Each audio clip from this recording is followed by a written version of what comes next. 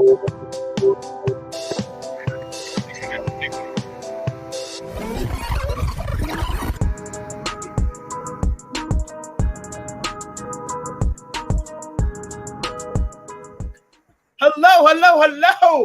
Welcome to episode 18. We did 18 episodes. Holy cow. I'm feeling good. We are going to go at it tonight because Rob is on some stuff, people. Ro didn't wear his glasses to watch The Idol. Oh, God. Before we get the show started, I am your host, Ro Carter, and my amazing co-host. How are you, sir? Rob Smith in the house. I'm great. Welcome. Woo. Been a crazy 2 weeks. Sorry about last week. My niece was graduating, so I had to go back to New York. But that's a whole nother story. But anyway, shout out to all the kids that have graduated. Shout out to all the teachers that are done with school. They are out. They're like, hey, man, I'm done. I'm going to the bar now and enjoying my summer. So shout out to the teachers out there. As we usually do, hot topics. We're quick into it, and then we'll go into this discussion of The Idol episodes 3 and 4, and then the movie The Blackening, which will go down in Black cinema history. I believe it was a classic to me, but we'll get into that later. Anyway, hot topics, going to breach this quick. Rob, if you have anything, let me know. Texas is on fire, ladies and gentlemen. It's so hot over there. Everybody's just melting and sweating, all that good stuff. So hot that the Supreme Court has lost their mind today. Basically, the Supreme Court has ruled that affirmative action is unconstitutional. God damn it. We gave warnings. There were certain people out there, the people that didn't want to vote. They took Roe versus Wade. You didn't think Roe v. Wade was going to be taken away, and they took that. Next thing so here for my mixed couples that are married, that is next on the chopping block. They're going to break up. Listen. Some people are like, yeah, man, I get out. But all jokes aside, it's crazy times right now. So please. Grab a person and vote, register to vote, do all that stuff. I might go out there. I have to decide where I'm going to do it at, either Boston, Miami, or probably Miami, right? We need the votes down there. But it's a crazy time right now. What anything you got to add to that, Rob? No, I mean, I'm just sitting back and watching it all unfold because people all they see is the blinders of money.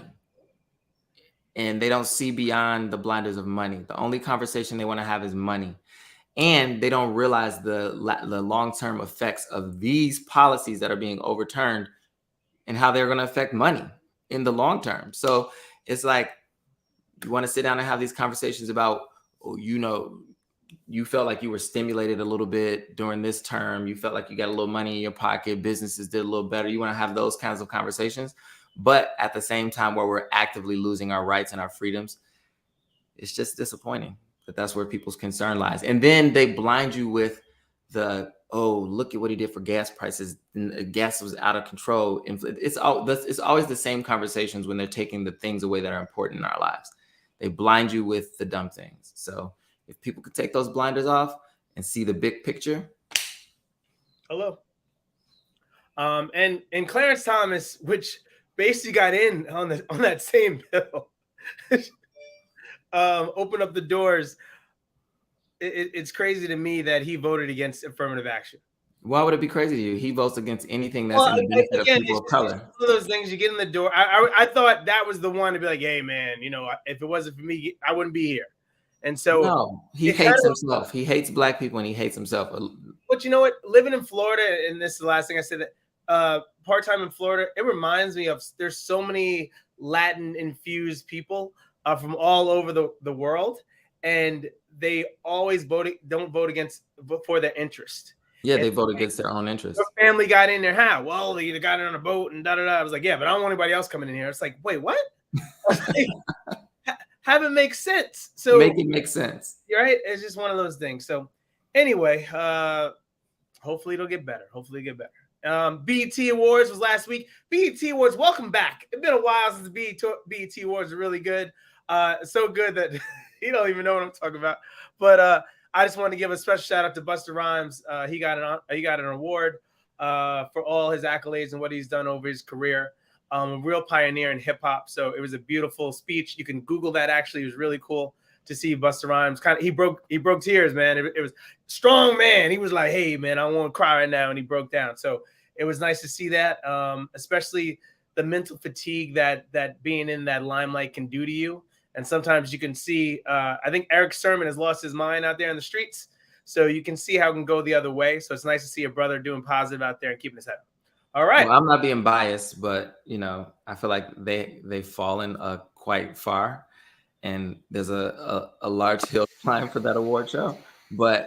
And hopefully it'll be placed under the new leadership. But I am involved in another award show that also took place this week, the Impact Awards, which was phenomenal and beautiful and elegant, and it honored Chloe Bailey, Law Roach. It's the Hollywood Unlocked Impact Awards. It honored Chloe Bailey, Law Roach, Catherine Bruton, Tupac. His sister Seth Shakur came and accepted the honor. Babyface was the icon of the evening. Oh, nice. It was a beautiful, beautiful. Any performances that you were like, oh my God, they were. Oh yeah, Whoopi Goldberg was honored as well. We opened the show with a performance from Shantae Moore, which was like jaw-dropping. The woman doesn't look like she's aged at all in that voice. She can still hit those whistle notes that nobody can hit. Money Long also performed. There was a surprise performance by Krishan Rock. She did her song Vibe, and then it was closed out by Jonathan McReynolds. He did a gospel tribute at the end. So it was a beautiful show. Nice. Yeah. That's what he does here. And the acting thing, how's that going with you? Did the show debut? What's going on? It still has not aired. Okay, so we're going to let everybody know when it airs. I'll plug it everywhere. It's going to be the episode still hasn't aired. But you did the taping.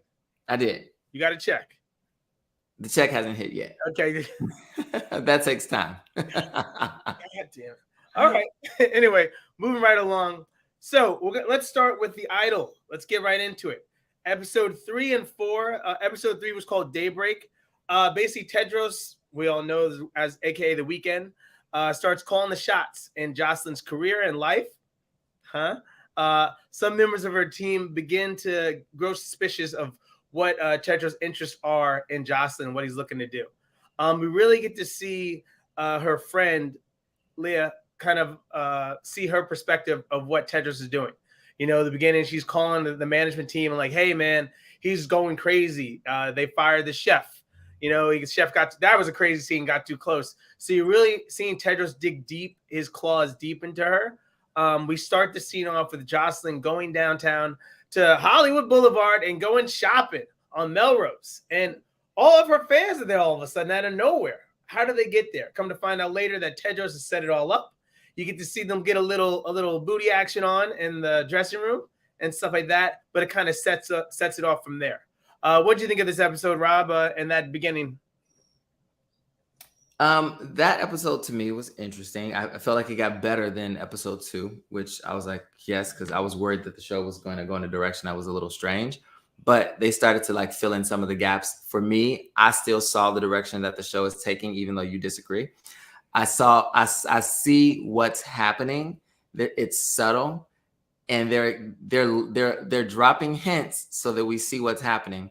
But everyone's still blinded; they don't know. And I'm telling you, I'm gonna rub it in your face at the end of this series, bro. You're the only one who's seen that. You're literally okay. So we're gonna get into that later. But anyway, so a couple things happen after they go down and take their trip down to Melrose. They come back home and the team is there. Destiny and I can't pronounce his name. Liam, the other manager there. They are sitting in the parking lot. Hey, what's up? And they kind of catch Jocelyn Tedros off guard.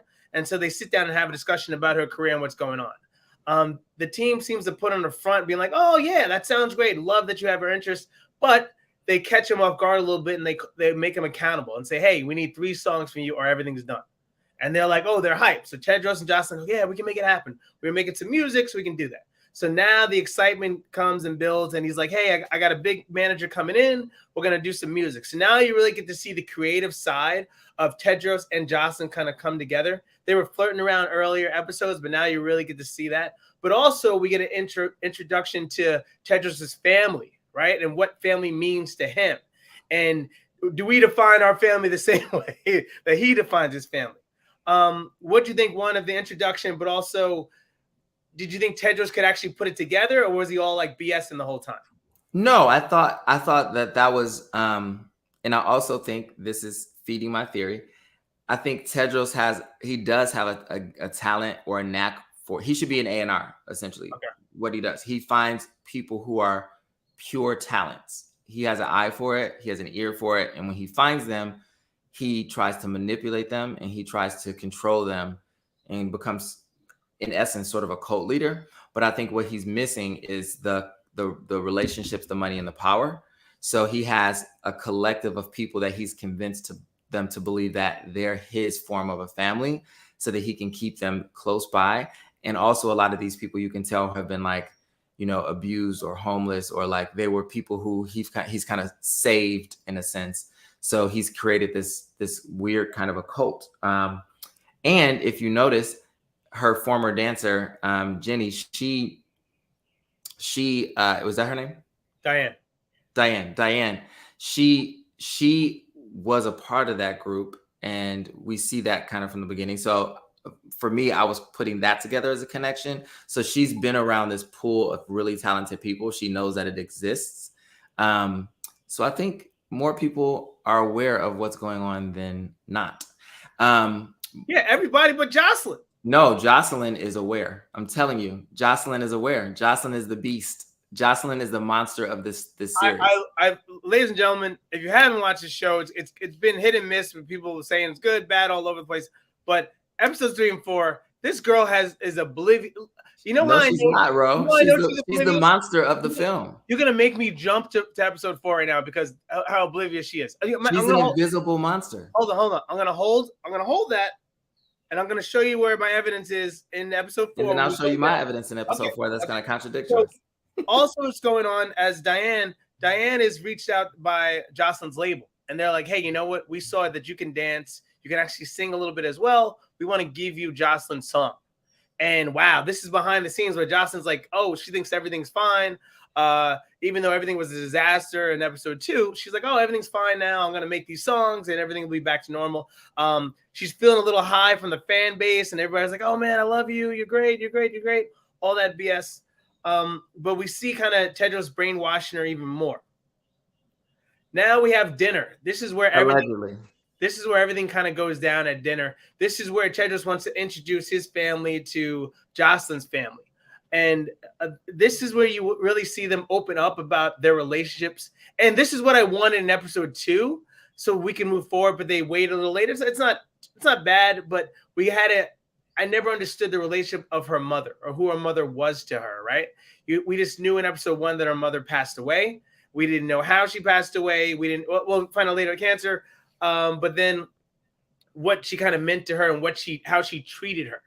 And then you see Xander kind of being like, well, it was a weird relationship. I didn't know what to do. And Jocelyn has his back. But at the same time, Tedros says, hey, if she's your girl, why didn't you have her back? Why didn't you speak up to her mom? And then the table explodes. And we're like, it's a very sensitive area, but the conversation is out. What do you think about that table scene?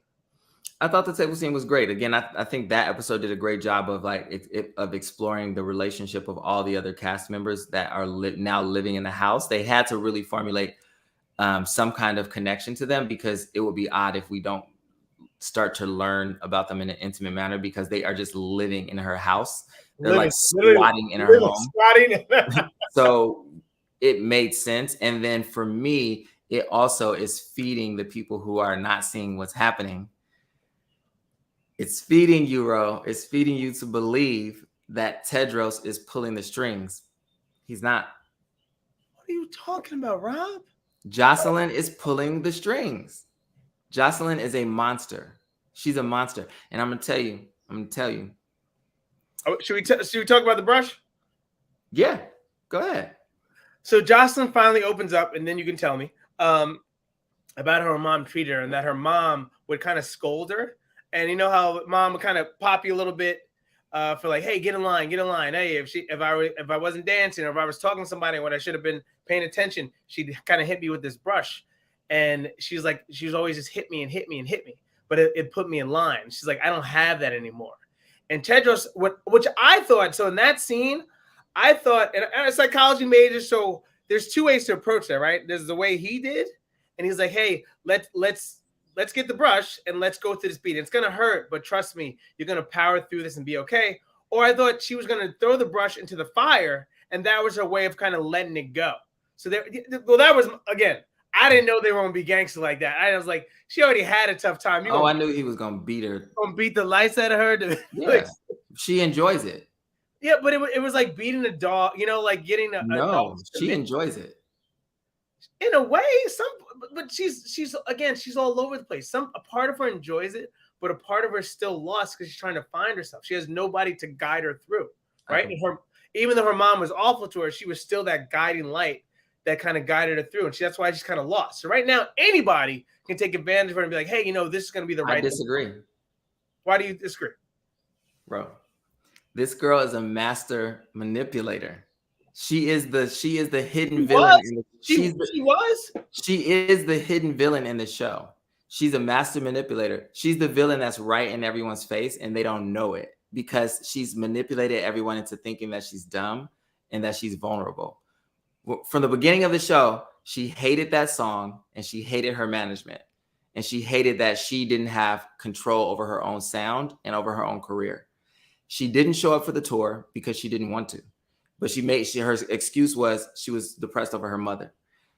Her mother, who was a monster, and she's a monster. And we're getting all of these little drops of these little hints that she's a monster. Her best friend hinted to the fact that she's a monster. And the young guy who's always been around, who's kind of like, he kind of manages her look. I don't want to skip ahead because that's episode 4. Unless you're okay with it. We're gonna go right into it right now. Okay. And then he hints at the fact that she is the bigger monster between her and her mom. Okay. So we see the people around her who know her best. They're like, you guys don't know. She is a monster, but nobody's listening. And everyone else who manages her money, who manages her career, because they have her into a deal that she can't get out of, she's manipulating her way out. She did not like that song. She never liked it. And she doesn't care that Diane's getting that song, but she's putting on the face that she cared.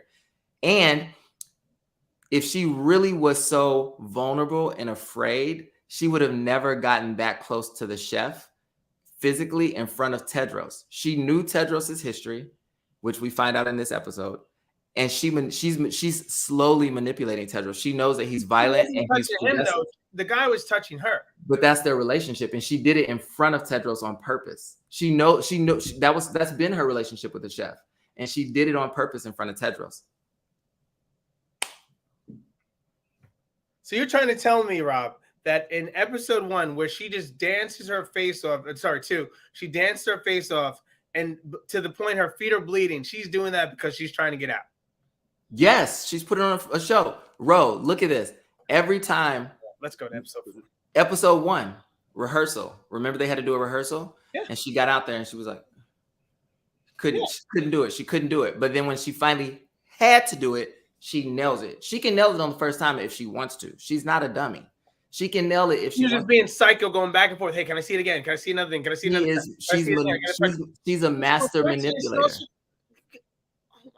Stop it. I can't wait, bro. You gonna owe me. You gonna have to ship me a case of wine as a. I will. Episode 4: Stars belong to the world. And while fighting for the upper hand in her relationship with Tedros, Jocelyn becomes determined to introduce her new persona to the world. Later, Jocelyn's team discuss her increasing involvement with Tedros and his inner circle. And so again, now the family is there. Her new family is there. They've formed. Now we're seeing all these artists kind of develop. But the good thing is that Destiny and Shame have talked about it and said, hey, man, Destiny's like, listen, I want to kill this dude. I don't trust him at all. He's crazy. We got to get him out of here. Shame was like, nah, we're not about that. Not about that anymore, which is kind of interesting to see what they did before, right? So anyway, Destiny's like, listen, I'm going to go there. Don't text me. I don't want a paper trail. But I'm going to be your mole, right? So I'll be your eyes and ears, and I'll let you know what's going on. Now, Mike Dean is here. We get to see Mike Dean. Mike Dean rolls up like he's Snoop Doggy Dogg back in the day. The car is just filled with smoke. He gets out with no one drives with a bong in their hand. But anyway, that's what Mike Dean does. And then he's finding the echoes in the house because he wants to get the best sound, the best acoustics. That's my new thing now when I go into houses now. House tour. Yeah. But we get to see Mike Dean's energy, and we get to really see Tedros come out of his. I thought he was out of his shell. He got another layer that Tedros comes out of in this show, and so the whole episode is performing the songs. But then we really see the accountability of the family, right? And Tedros says, everybody line up the next day, and we really want to see what you're about. What does family mean to you? You know, I'm going to tell you what family means and the loyalty there. And you can see the manipulation, how he keeps everybody in line and in check. When Destiny's there, we kind of see the relationship he has with these new artists, but also he has a lot of talent surrounded by them, right? But they're so mentally all messed up in some way or another that they're like, hey, where am I going to go? Where else am I going to go? You know, Destiny has a conversation with one of the young girls, and she's like, where do you live? She goes, here. And I'm like, Destiny's like, Jocelyn lives here. It's like, no, I live here. She's like, you should live here too. It's a nice place. It's great. And so you really get to see that, like, just how they're just oblivious to what's going on and the parameters. Like, they all just like, we live and this is what we do. You know, we survive. What do you think about the start of the episode and going into and the character build? I am trying to figure out the strategy of her team, because I feel like they may be a little bit more aware as well. This is just me. Trust me. Take the journey. Take the Rob Smith journey. She knows Tedros is crazy. She knows Tedros' history. They want to keep Tedros away from her, but they're not going to go in too fast because they also know Tedros is bringing in this massive producer to help, and they like the sound. They like her new sound. They like the journey of exploration she's going on. And I think when they do for example, when they do the session in the studio and Destiny is watching her basically have sex in front of everyone in the room to record a song, she doesn't stop it. And she doesn't stop it for good reason, because I think she is in for the long game at this point, because now she has met all of the other people in the house and she sees the greater opportunity. Yeah, I think Destiny gets it. Destiny sees the bigger picture. No, Destiny sees the greater opportunity of stealing all these people from Tedros. Exactly. But Jocelyn knows too. Not Jocelyn. Yes, she does. Bro, I'm telling you, she knows. She knows. Jocelyn is a master manipulator. This show is actually, now that I think about it, this show is great because they have all of you guys fooled. Jocelyn is a master manipulator. She's the hidden villain. This is posted on Instagram tomorrow. I can't wait. And it's going to be unveiled because minute 2:52:59. She's gonna steal all of Tedros's talent, and she's going to steal his sound, and he's going to be left outside on the curb with nothing. And she knows what she's doing. And I'll say another reason why I say she knows what she's doing. She's tearing him down. He thought that when Diane came over, he had a little leg up. And also she has him high off coke all day. He never sleeps. She doesn't have him up anything. He's doing that. She is feeding. She literally said, she said, babe, you need to go to sleep. She literally said you need to go to sleep. Bro, yes. Are you watching her do it though? She's going, I think you should go to sleep. No, you should really go to sleep. I think you've done enough. She's manipulating him. She's telling him go do more coke, because in his brain, he's in control. So her telling him go to sleep, stop doing cocaine, he's gonna do more. She's manipulating him. And she saw that when Diane came in, he had this moment of feeling like he had power. So she called her ex-boyfriend. I'm telling you, she's manipulating. So let's not jump to that. We're going to jump way too far now. You know what? Jeez, man.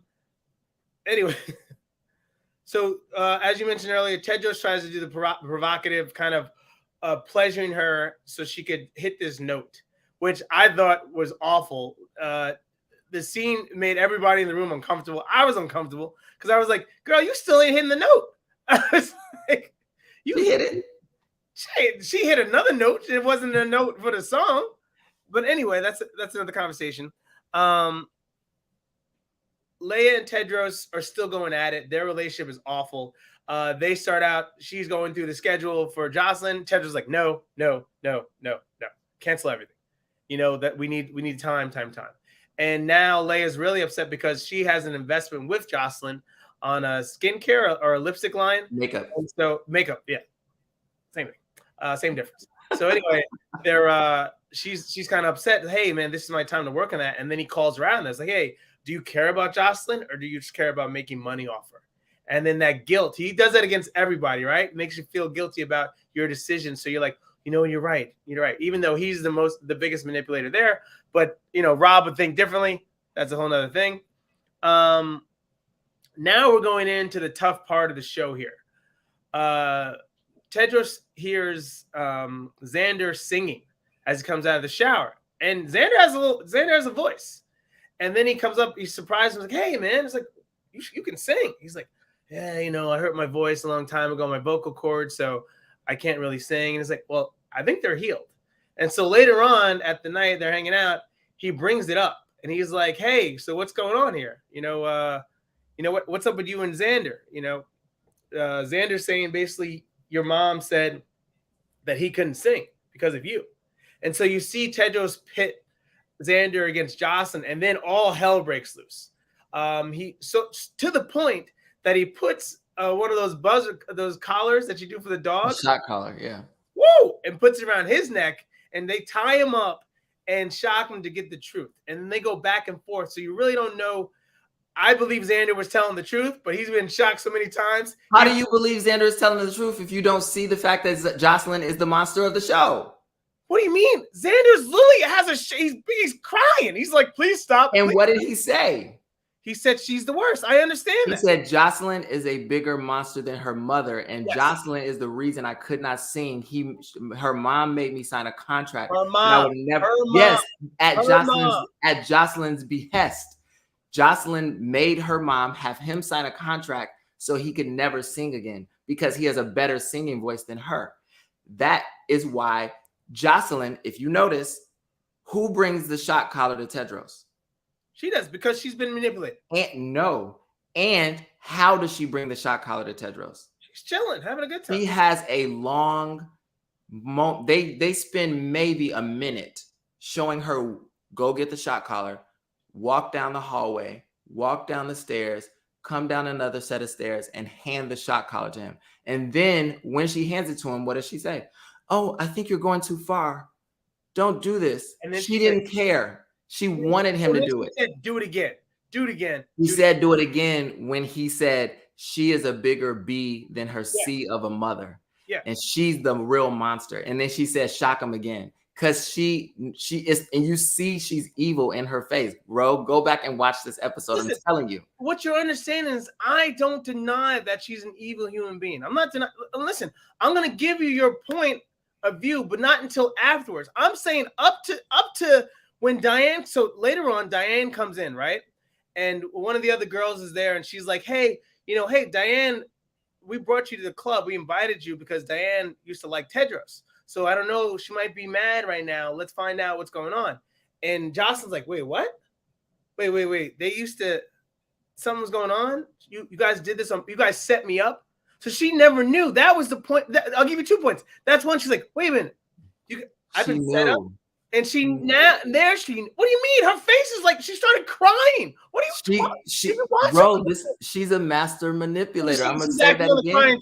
She's acting on the crying too? Yes. She's manipulating everyone around her to feel that she's vulnerable and she's weak and she's being taken advantage of. My last point. Oh, wait, I got to go back on some other points. I'm going to say one more thing and then you can go first. Jocelyn is hanging out with Destiny, right? And she's like, yeah, it's crazy. Like he's been arrested. So she's giving the breakdown, even though Destiny knows this already. This is Destiny. Destiny is the manager, one of the managers, the heavyset black girl. And she's like, yeah. She knows his whole, everything he did, his MO. And she's like, well, yeah, he's been arrested, but he did hit a girl, but she hit him. And then this, and she's excusing all his behaviors. And Destiny's like, oh, really? And she doesn't see it. That's right there for me was the one. So you're saying she's playing Destiny too? Yes, bro. And Destiny knows it's somebody playing because she was calling out. I don't trust rat tail people. So you're telling me she's playing Destiny too? She's pretending like, oh, it's not that big of a deal because she knows everything that's a trigger for Tedros, and she she's slowly using all of the things that are triggers for him that are going to make him go crazy and lose his mind. Again, She's slowly making him unravel.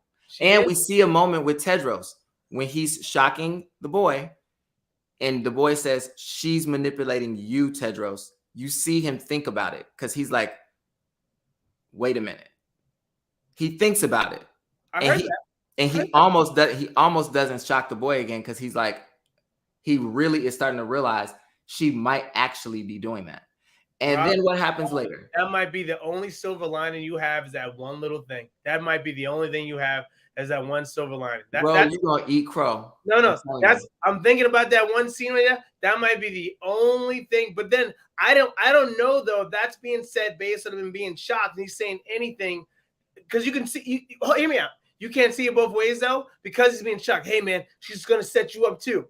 No, when he stopped, when he got shocked enough, he said, okay, I'm lying. Please stop. I'm lying. Yeah. But because that's when he was like, okay, I'll just say whatever you want me to say. Yeah. That's when he said, I'm lying. I think that third shock he got, he was like, listen, man, she's trying to set you up too, trying to get to him because he's the one who's shocking it. It's not like Jocelyn has it. And then that's when Jocelyn said, shock him again. When he said that. That's fine. And he did. But Jocelyn's got her own thing going on too. And I think if he didn't say her mom as well in there, I think it would have been fine. Like, hey, she's this, but it's again, she's still trying to get over her mom and the loss of that. And the only reason I say that later is because, hey, she decides to call her ex-boyfriend over, right? And he was the first person that was genuine about, hey, man, I know you're probably going through a million things. I really want to talk to you. You know, forget the sex, forget all that. Like, how are you? And she was like all over the place. But that was the first genuine conversation where she had with somebody who actually cared about her. What? Did you not see him sit down and say, hey, are you okay? How is it with your mom? And what did she do? She goes on smoking a cigarette, just trying to have sex. Exactly. She didn't care. She was using him to make Tedros jealous. I 100% agree with that. I'm saying there's only, my point of me bringing that up was there was one person that was genuine and they tried to have a genuine conversation. And what did he do? Of course, listen, if you were doing coke and Molly all day and having a good time, I'm just telling you, Rob, now you're making excuses for her for being a manipulator. Rob, she's on Molly. She just wants to get laid. Rob, what are you talking about? Then she finds out this guy that she trusted is trying to set her up. So of course she's like, hey, I know how to get this dude. And that was genius. I love the intro. You see Tedros kind of breaking down when Rob comes in. So Rob is her ex-boyfriend. Did we see her take Molly though? Excuse me? Are we sure we saw her take Molly? She said again.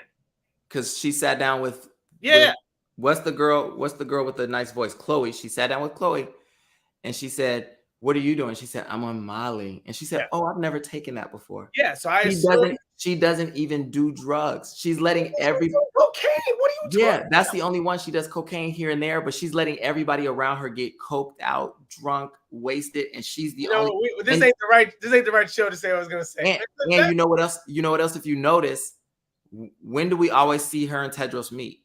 He's always waking her up. I only cheat like 2 to 3 times, man. That ain't my choice to cheat all the time. But every now and then I cheat a little bit. She's the only person in the house that we see sleeping, not always drunk and wasted. He constantly is waking her up from sleep when he's not slept at all. Yeah. The girl knows what she's doing.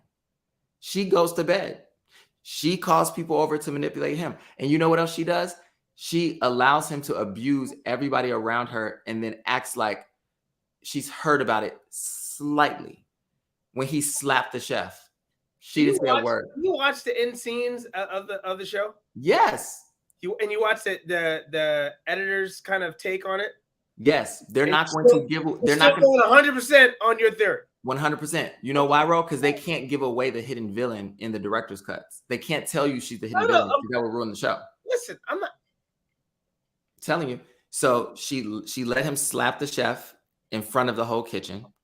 She let him assault Chloe in front of the whole party, and she was like, she spoke up for Chloe though.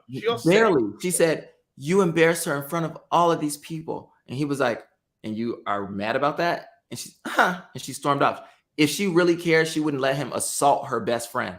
She wouldn't let him do that. She let him shock one of her best friends with a dog collar repeatedly until he pooped himself. He literally assaulted her, as Leia spoke about it.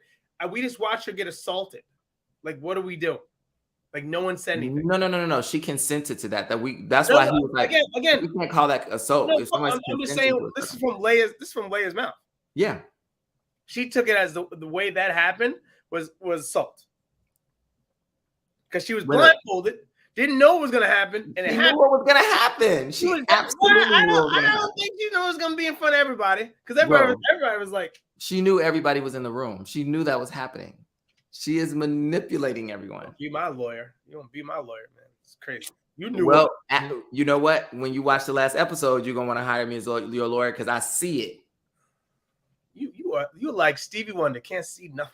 You know what? You don't know whether you got $1 or hundreds in your hand. You're going to eat all your words come next week. Sunday. Can't wait, brother. Can't wait. So anyway, this show is crazy. It's going all over the place. Next week is the last show. There were supposed to be 6 episodes. There's only 5. The show is not being renewed. But I think fan favorites, what I would do if I was HBO, I would say, hey, if you want to watch a 6th episode, matter of fact, I would just take it off HBO. So you can't even rewatch. Like, I would do some crazy new way to make people crave it. Hey, did you see it? Did you see The Idol? No, I didn't. I was not even on HBO. I can't even see it. And let it come out like in the fall. Like, hey, we'll bring it back for that one episode in the fall, just to piss people off. In the summer. Don't piss me off that way. I'm gonna be real pissed off. That's what I'm saying. But the people that didn't tune in, the people that didn't tune in get all this talk and hype, and then that 6th episode will come September. And that's it. You know, that's what I would do. I was like, hey, you know what? Forget your summer. Go have a good one. And if you want it, you'll see me in the fall. That's what I would do. Please don't do that. I want to see the end of the show. But again, I don't run a business. There you go. Anyway, moving right along. Rob is a fan, huge fan. It's very rare that Rob's a huge fan of a lot of things, but when he is, look out, people. He goes in 100%. Because I see where it's going, and they did it well. Last episode is next week. So please tune in. That'll be our last show for the summer, I believe. I keep saying that, and then something else happens. Anyway, moving right along, The Blackening, which is, oh my God, it's a new thriller. If you like scary movie, scary movies were good the first couple ones, then they got all crazy. But if you like scary movie and you like, I'm gonna call this a blackery. You know what a blackery is, Rob? No.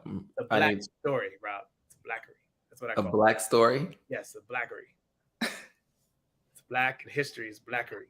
Got it. Oh, Black History? Yeah, no, it's blackery.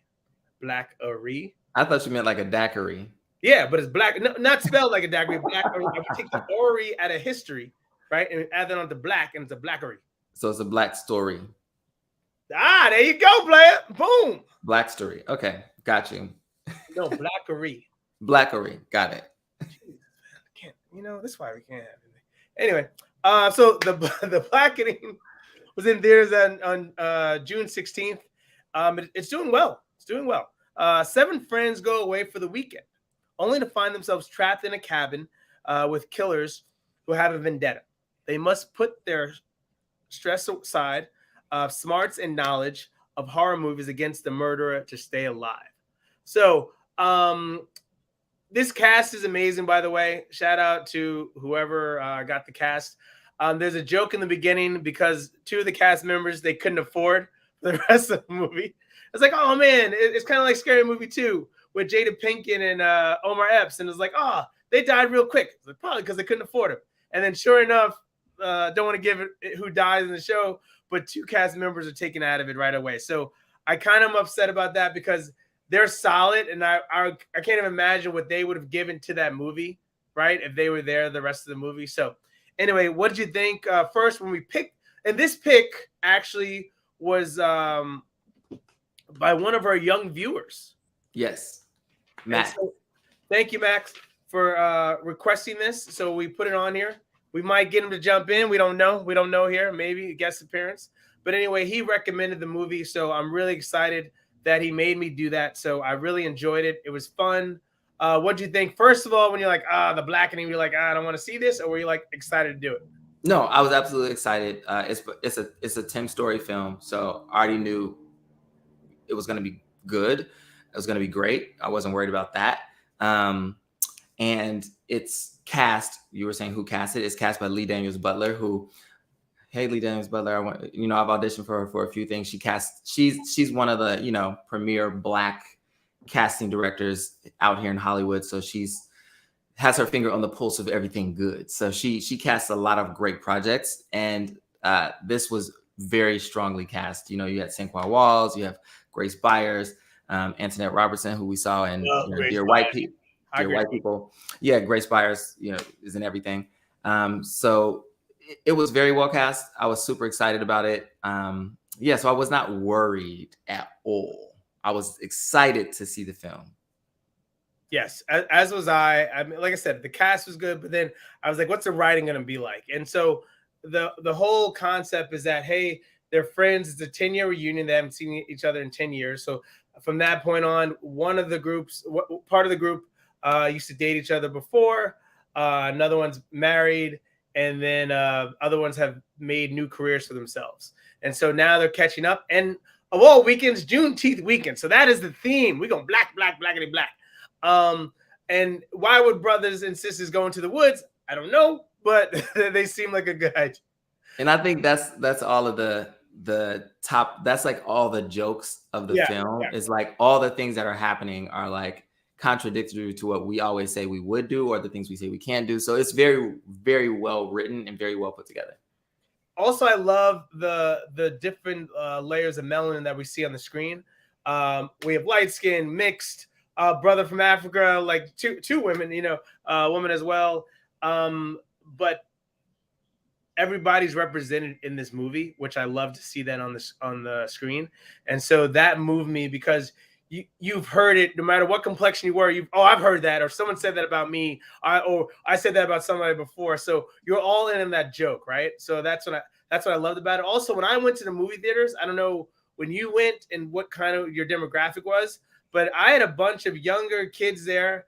It was mixed because I'm in Boston, so it was heavily Asian and a couple white kids and stuff like that. But they were dying laughing, and they got the jokes too.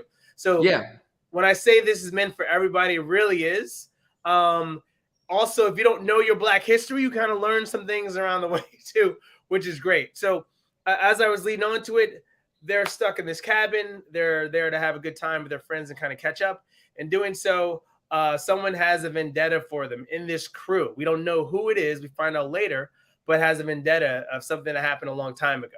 And so because of that, they have to play this game. And you wonder who's involved in the game.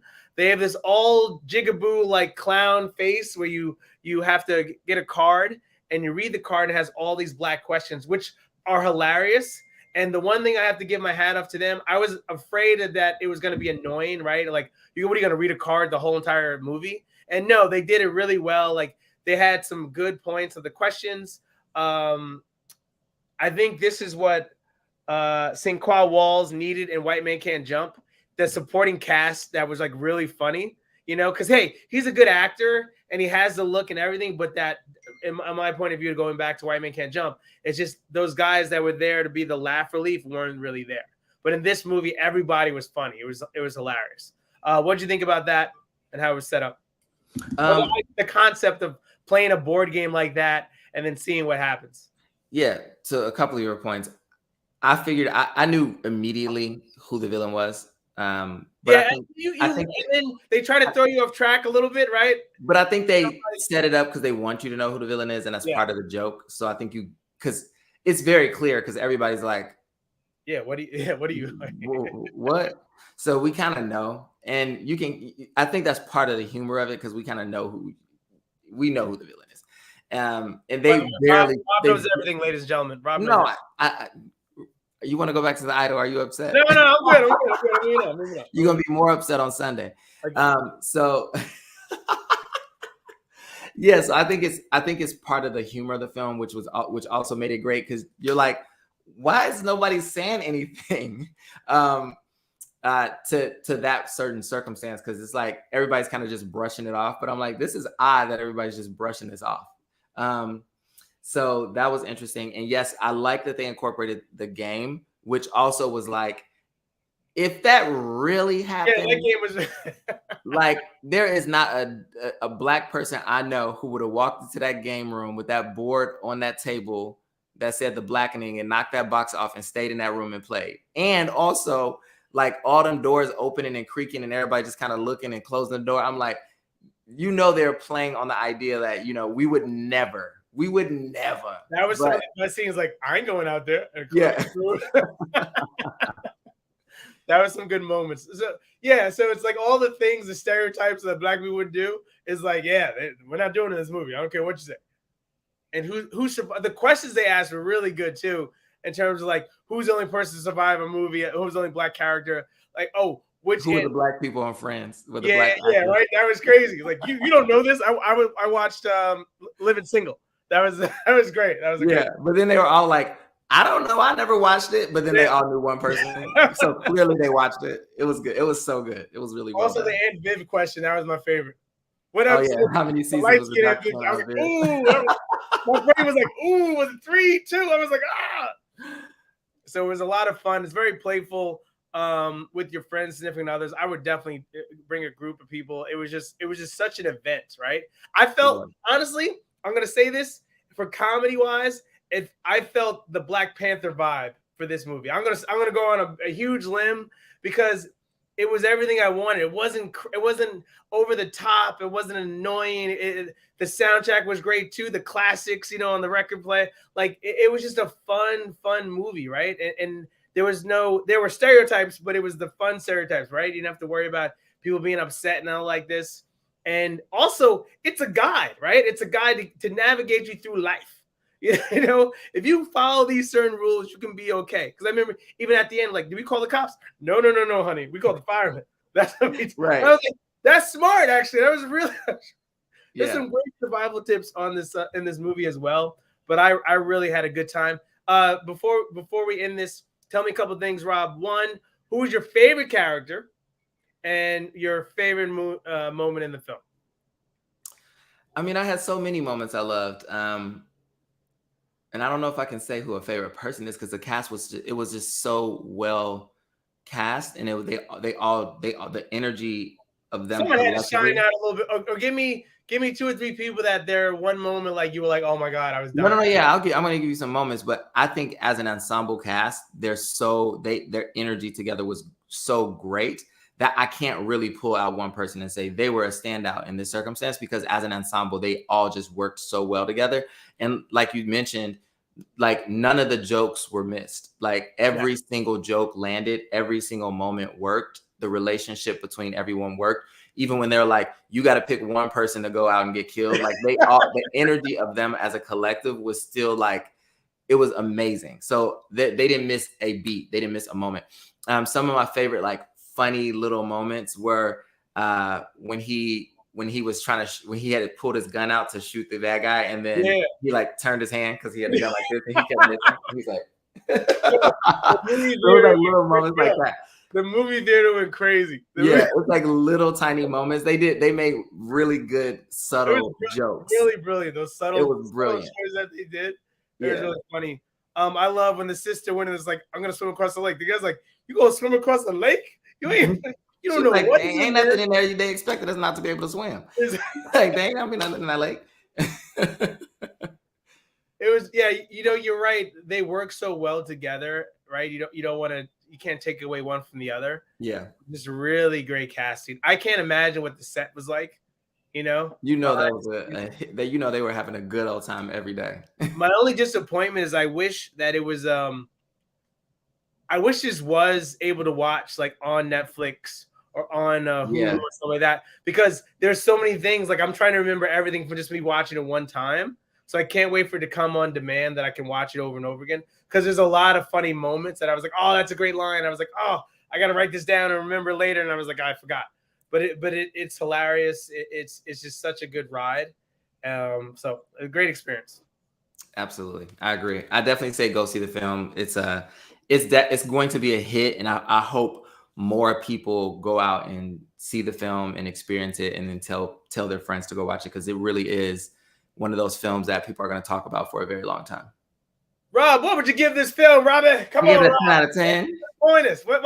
I give it a 10 out of 10. There he is. Yes, 10 out of 10. The Blackening gets a 10 out of 10. Yes, Hercules. Yes. Anyway, That's our show. Rob at some point will be on TV. We don't know. We don't know when. This week, next week. He didn't get a check either, so we don't know. He's not. It's gonna be direct deposit. I probably won't even. When that hit, he's like, man, I won't even know when it hit. You know what I'm saying? That's what I do. You know what I'm saying, bro? Anyway. Great show as usual. Thank you so much for tuning in tonight. We had a lot of viewers coming in and out. If you have any questions, please send all your hate mail to Rob Smith at blackmail.com. Thank you. And also, just a reminder, everyone, Ro on Sunday is going to have to ship me a case of wine. So let's prepare for that. I'm going to hold it up in the screen. Oh, yeah. Case of wine. All right. Is your girlfriend listening? What? Is your girlfriend listening? No, she's at work, San Francisco. Oh, I was gonna say she needs to. I was gonna ask her to watch it again because I'm gonna have her watch this show, and then we're gonna talk about it, and then we'll rewatch. Yeah, when she comes back tomorrow. So trust me, she thinks you're crazy half the time. She's like, Rob is crazy. Did he give it a 10 again? That's what she says. Did Rob give it a 10 again? Absolutely. That's why he gave it a 10 again. Did Rob didn't like it? Get out. When you don't like something she loves, she goes, no way. He said he didn't like it. And I usually don't like the ones that are bad. So there it is. All right. Well, same time next week. We'll close out the show of the best show ever on TV. And then kind of go from there. Thank you, Rob. Any last words? Peace. Here you go. Peace. And vote, please. All right.